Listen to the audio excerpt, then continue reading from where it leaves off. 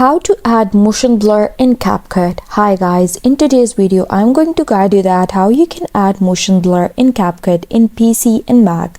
So the process is same for both. Let's dive in. First you have to open the Capcut app and import the video that you want to add the effect to. Simply click this plus sign and add it to the track over here. Now you can see you have this option of effects over here and choose it. And in the search bar, search for motion blur in the latest update. Or you can just choose this video effect over here, go to the lens, and then you have to just search for motion blur over here.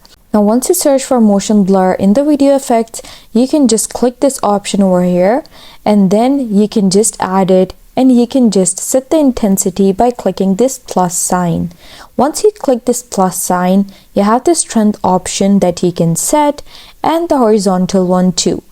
And once you set this, you can just click export and export the video. So that's the process that you can follow to add motion blur to a video on Capcut.